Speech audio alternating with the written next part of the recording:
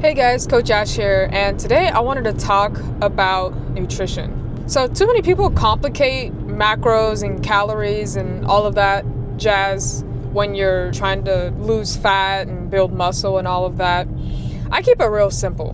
What I tell my clients is we'll just focus on it in steps, because I think a lot of people want to do everything all at once, and that's how you get overwhelmed.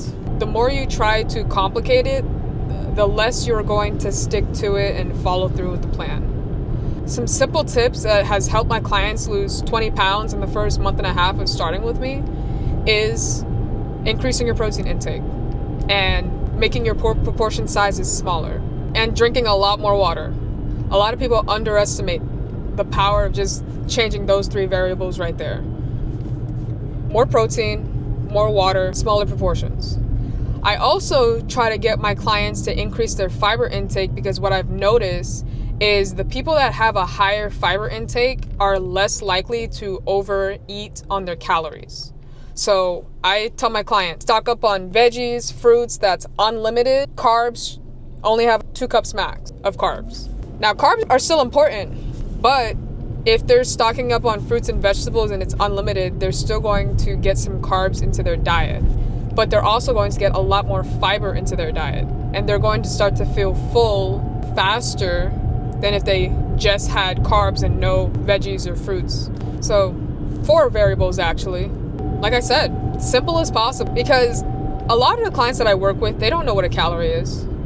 They don't know what a carb is, what a protein is. So I have to make it as simple as possible, because these are everyday people that have jobs, that have other responsibilities like spouses or kids, and it doesn't do me any good to make their life more complicated based on what they need to eat.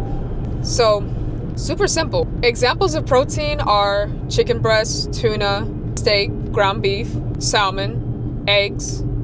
Those are really good sources of protein. The leaner the better, because you can always get your fats from other sources like oils or avocados.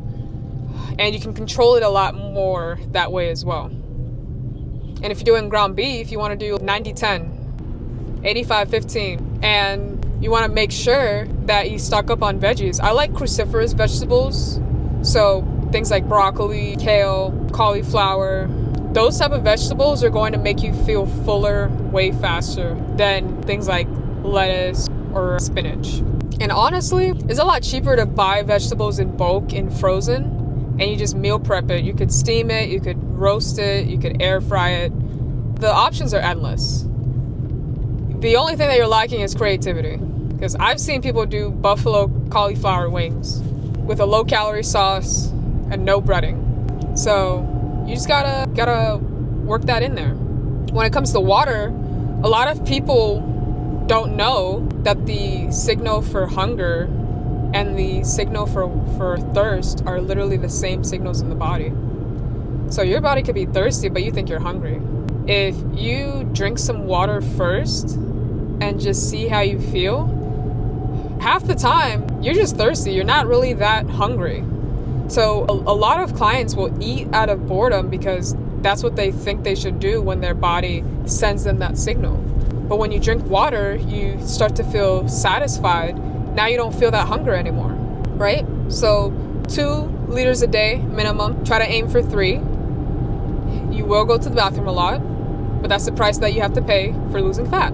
Your body is also getting rid of toxins in the body. So if you only pee once a day, that's not healthy. You need to pee way more, because your body has a lot of toxins to get rid of. And by not going to the bathroom often and being dehydrated, you're going to feel low energy, lethargic. It's just not going to be a good time. But what I will say is that if you just focus on those 4 shifts, you're going to start seeing changes in your body. It may be slow at first, but you will see changes. And what I always tell my clients is, what are your favorite foods?